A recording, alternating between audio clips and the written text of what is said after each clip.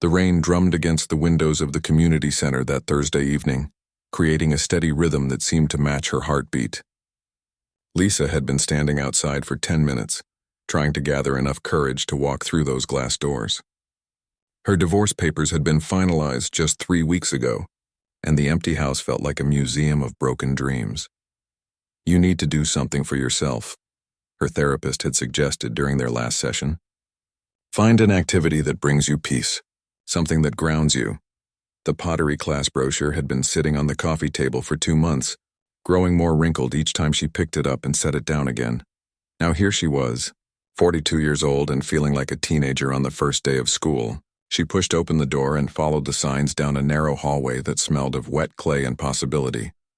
The pottery studio was warm and inviting, with soft lighting that made everything look golden. About 15 people sat around pottery wheels, their hands covered in clay, faces concentrated on their work. Some were young college students, others looked like retirees, but everyone seemed to know what they were doing except her. "You must be our new student," said a cheerful woman with gray hair pulled back in a messy bun. "I'm Patricia, the instructor. Don't worry about being perfect tonight. Just let the clay tell you what it wants to become." Lisa nodded, trying to look more confident than she felt. Patricia led her to an empty wheel and quickly explained the basics. "Keep your hands steady, center the clay, and don't fight it. Clay responds to your energy. If you're tense, it knows." As Lisa sat down and placed her hands on the spinning wheel, she became aware of someone watching her. Across the room, a woman with dark hair and paint-stained fingers was creating something that looked like magic. Her hands moved with such grace that it seemed like she was dancing with the clay instead of shaping it. The woman looked up and caught Lisa staring. Instead of turning away embarrassed, she smiled. It wasn't just any smile. It was the kind of smile that lights up a room and makes you forget about everything else for a moment. Warm, genuine, and somehow knowing. Lisa's own clay collapsed into a lopsided mess as she lost concentration. She stared at the gray blob on her wheel, feeling defeated already. After everything that had happened in her life lately, she couldn't even make a simple bowl. Having trouble? The voice was soft and kind. Lisa looked up to see the graceful woman standing beside her wheel, wiping her hands on a towel. "I'm Maya. I've been coming here for about 6 months. Lisa. And yes, I'm definitely having trouble. This looks so much easier when I watch the online videos." Maya laughed, and the sound was like wind chimes on a summer evening. "Online videos lie about everything. Watch this." She sat down beside Lisa and placed her hands over Lisa's on the clay. "Feel how the wheel moves. Don't try to control it completely. Work with it instead of against it." Her hands were warm and steady, guiding Lisa's fingers as they pressed into the clay. Slowly, miraculously, the shapeless blob began to rise into something that actually looked like a bowl. Not a perfect bowl, but definitely bowl-shaped. "You're a natural," Maya said, stepping back to admire their work. "You just needed to trust yourself a little more." Lisa stared at the wobbly creation spinning on her wheel.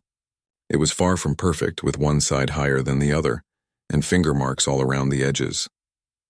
But it was hers. She had made something with her own hands for the first time in years. "Thank you," she said, looking up at Maya. "I was ready to give up and go home." That would have been a shame.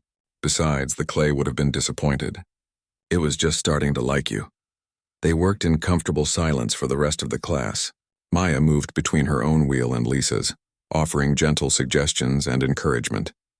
She had an easy way of explaining things that made sense, never making Lisa feel stupid for asking questions. As the evening wound down and other students began cleaning up their work areas, Maya helped Lisa carefully move her bowl to the drying shelf. "Will you be back next week?" Maya asked as they washed the clay from their hands in the large sink. "I think so," Lisa said, surprised to realize she meant it. 2 hours ago she had been dreading this class. Now she was already looking forward to the next one. "Good. I'll save you a spot next to my wheel if you'd like. It helps to have a friend when you're learning something new." A friend. When was the last time someone had offered to be her friend without wanting something in return?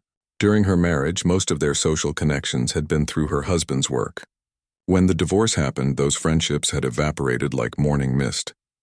"I'd like that very much," Lisa said, as they gathered their purses and prepared to leave. Maya pulled a small wrapped package from her bag. "I almost forgot. I brought something for whoever ended up being the new student tonight." She handed Lisa the package with a grin. "It's nothing fancy, just a little welcome gift." Lisa unwrapped the tissue paper to find a small ceramic bowl, perfectly formed and glazed in shades of blue that reminded her of ocean waves. It fit perfectly in her palm, smooth and satisfying to hold. "You made this?" Lisa asked, turning the bowl over to admire the craftsmanship. "Last month. I thought it might be nice for someone to have a beautiful bowl while they're learning to make their own." Consider it inspiration. Standing in the parking lot under the streetlights, rain still falling gently around them, Lisa felt something she hadn't experienced in months. Hope. Not the desperate kind that clings to impossible dreams, but the quiet kind that whispers about new possibilities. Maya's car was parked 2 spaces over from hers. As they said goodbye, Maya rolled down her window and called out, "Oh, and Lisa? That bowl you made tonight? Don't let anyone tell you it's not perfect. Perfect is boring anyway." Driving home through the rain, Lisa kept glancing at the small blue bowl sitting on her passenger seat. Maya's words echoed in her mind. Perfect is boring anyway. Maybe that was exactly what she needed to hear. Maybe it was okay that her life wasn't perfect anymore. Maybe imperfect could be beautiful too. For the first time in months, Lisa fell asleep that night without crying. Instead, she dreamed of clay and gentle hands and a smile that seemed to promise that better days were coming. She had no way of knowing how that single pottery class would change everything, how Maya would become not just a friend, but someone who would teach her about art, about life, and about the kind of love that sees beauty in broken things. All she knew was that she would definitely be back next Thursday. 3 months had passed since that first rainy Thursday, and Lisa's life had transformed in ways she never expected. What started as weekly pottery classes had blossomed into long weekend adventures with Maya. They explored local farmers' markets together, hunting for the perfect tomatoes and homemade bread. They spent hours in coffee shops talking about everything from childhood dreams to favorite books. Maya had become more than a friend. She was like sunshine breaking through clouds that had covered Lisa's world for too long. Her enthusiasm was infectious. When she talked about art, her eyes would light up and her hands would move like she was painting pictures in the air. She had big dreams about opening her own pottery studio someday, maybe even traveling to Morocco to learn ancient techniques from master craftsmen. "Imagine working with clay that's been pulled from the same earth for hundreds of years," Maya would say, her voice full of wonder. "Learning from people whose families have been making pottery since before our great-grandparents were born." Lisa loved listening to these dreams. After years of living with someone who crushed every hopeful thought before it could fully form, Maya's boundless optimism felt like medicine for her soul. Every conversation left her feeling more alive, more like the person she used to be before marriage had slowly worn her edges smooth. Their friendship deepened naturally, like roots finding water. They started texting each other photos of interesting clouds or funny signs they spotted during the day. Maya would send pictures of her latest pottery pieces, always with little notes about what had inspired them. Lisa began looking forward to these messages more than anything else in her day. But as the weeks went by, small things started to seem odd. Maya would cancel their plans at the last minute, always claiming she had terrible headaches. At first, Lisa didn't think much of it. Everyone gets headaches sometimes. But she began to notice a pattern. These headaches seemed to happen most often on bright, beautiful days when they had planned to spend time outdoors. "The light hurts my eyes," Maya would text, usually around noon when the sun was at its brightest. "Rain check?" Lisa always said yes, of course. She understood that some people were sensitive to light. But it struck her as strange that Maya never seemed to have these problems during their evening pottery classes, even under the bright studio lights. Then there were the long sleeves. Even when summer arrived and temperatures soared into the 90s, Maya always wore shirts that covered her arms completely. During pottery class, when everyone else was rolling up their sleeves to keep clay off their clothes, Maya would carefully push her sleeves up just enough to work, then pull them back down the moment she was finished. "Aren't you hot?" Lisa asked one particularly sweltering evening as they walked to their cars after class. Maya shrugged, tugging at her sleeves unconsciously. "I just prefer to stay covered. My skin burns really easily." It was a reasonable explanation, but something about the way Maya avoided eye contact when she said it made Lisa wonder if there was more to the story. The strangest moments were the ones when Maya would suddenly drift away in the middle of conversations. They would be talking about something completely normal, like what movie to see or where to grab lunch, and Maya would stop mid-sentence. Her eyes would focus on something that Lisa couldn't see, and for a few seconds it was like Maya had traveled somewhere else entirely. "Sorry, what were you saying?" Maya would ask, blinking and coming back to the present with a slight shake of her head. Lisa tried to convince herself that everyone spaces out sometimes. She did it too, especially when she was tired. But there was something different about Maya's absences. It was like watching someone step through an invisible door. The pottery class became their constant. No matter what else was happening, Maya never missed Thursday evenings. If anything, she seemed more focused there than anywhere else. Her hands moved with increasing confidence, creating pieces that left everyone in the room amazed. Even Patricia, their instructor, would pause her rounds to watch Maya work. "You have real talent," Patricia told Maya one evening. "Have you ever considered teaching? Or maybe applying to art school?" Maya's face lit up with that familiar radiant smile. "Actually, I've been thinking about it. There's a program I've been looking into. It would mean taking out loans and really committing, but maybe it's time to bet on myself." Lisa felt a surge of pride and excitement. This was the Maya she knew best. Confident, dreaming big, ready to take on the world. But lately, these moments of bright enthusiasm seemed to come less frequently. One Saturday morning, they had planned to visit a pottery exhibition at a gallery downtown. Lisa arrived at Maya's apartment building right on time, but when she knocked on the door, there was no answer. She called Maya's phone, but it went straight to voicemail. Worried, she asked the building manager if he had seen Maya recently. "Oh, she's been here," he said with a concerned frown. "I saw her coming and going at odd hours.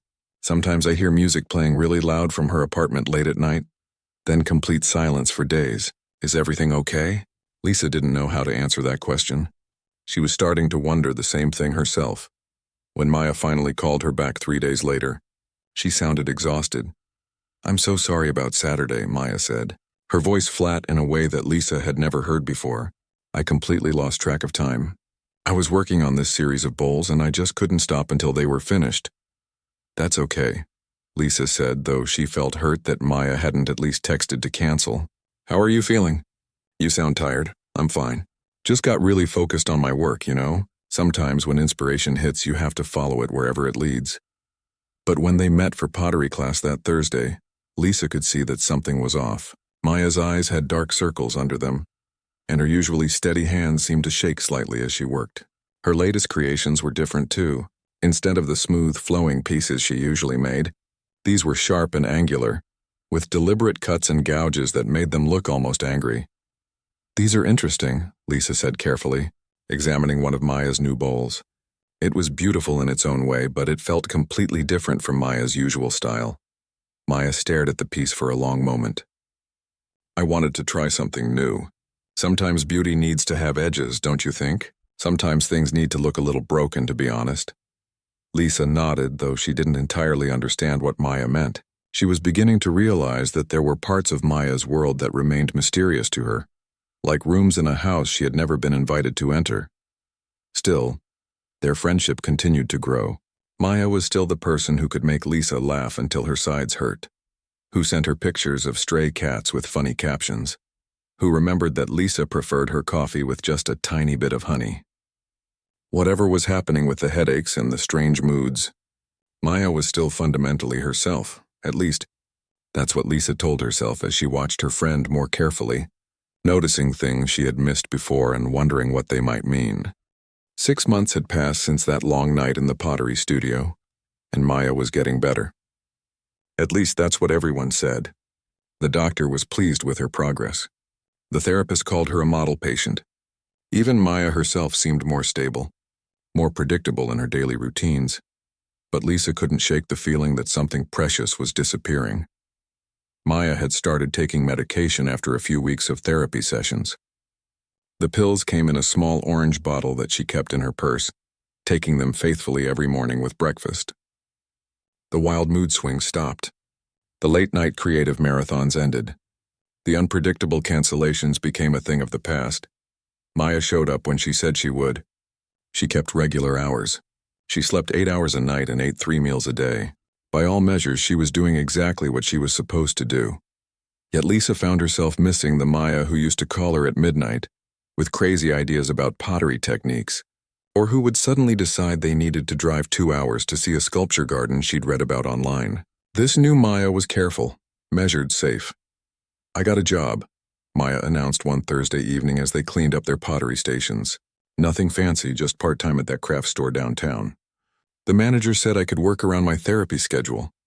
Lisa smiled and congratulated her, but she noticed that Maya's voice lacked the excitement it used to have when she talked about work plans. 6 months ago, Maya had been researching art schools and dreaming of her own studio. Now she seemed content to sell supplies to other people pursuing their creative dreams. "What about Morocco?" Lisa asked carefully. "You used to talk about studying pottery there." Maya shrugged as she wrapped her latest creation in newspaper. It was a simple, functional bowl. Well-made, perfectly centered, completely unremarkable. That was just a fantasy. I need to be realistic about what I can handle now. The pottery Maya made these days was technically perfect, but somehow lifeless. Gone were the experimental pieces, the deliberate imperfections, even the beautiful flowing curves that had first caught Lisa's attention. Everything Maya created now looked like it could have been made by anyone. "Your technique has really improved," Patricia commented during one class, examining Maya's latest set of matching bowls. "Very consistent." Maya thanked her politely, but Lisa saw something flicker across her face. It might have been disappointment, though Maya would never say so out loud. The changes weren't just in Maya's art. Their weekend adventures had stopped completely. Maya claimed that crowded places made her anxious now, that she preferred quiet activities. Their farmers' market visits became grocery store trips. Their spontaneous coffee shop conversations became scheduled phone calls. "I need structure," Maya explained when Lisa suggested they try a new restaurant downtown. "My therapist says routine is important for people like me." People like me. Maya had started using that phrase a lot, and it made Lisa's heart ache every time she heard it.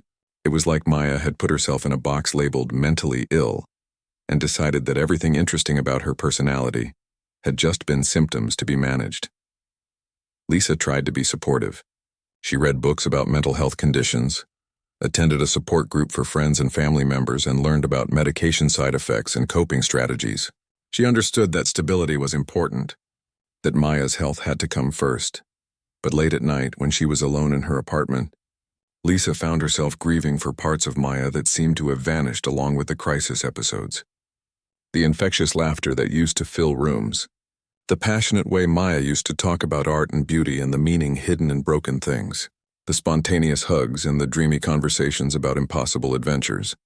This new Maya was polite, reliable, and safe.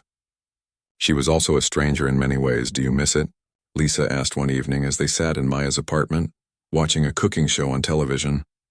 It was the kind of quiet, predictable activity that new Maya preferred. "Miss what?"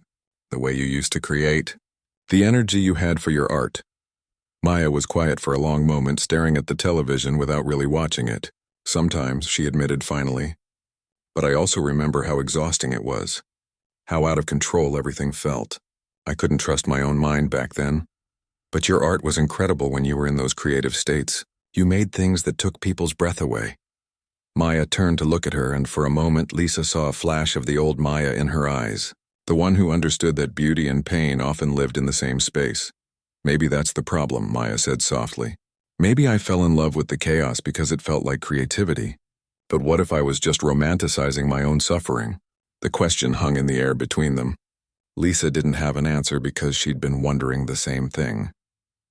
Had she fallen in love with Maya's illness without realizing it? Had she been drawn to the drama, the intensity, the artistic, tortured soul narrative without considering what it actually cost Maya to live that way? "I don't know," Lisa said honestly. "All I know is that I miss seeing you excited about things. I miss the way your face used to light up when you talked about your dreams." Maya smiled, but it was a careful, measured expression. "I'm learning to want smaller things now. Achievable things. My therapist says that's healthier." Lisa nodded, but she felt like she was watching Maya shrink herself to fit into a life that felt too small for who she really was. The medication had taken away the dangerous highs and devastating lows, but it seemed to have taken the ordinary joy along with them. Maya's social world had contracted too. She'd stopped hanging out with their pottery classmates outside of the structured class time. She'd declined invitations to gallery openings and art shows. Even their friendship had become more formal, with scheduled meetups and careful conversations that avoided anything too emotionally intense. "I don't want to be a burden," Maya had said when Lisa asked why she'd become so distant. "I know how hard it was for you during my bad times. I don't want to put you through that again." Lisa tried to explain that she'd never seen Maya as a burden, that she valued their friendship through all its complications. But Maya had made up her mind to keep people at arm's length, to be the patient who followed all the rules and never caused problems for anyone.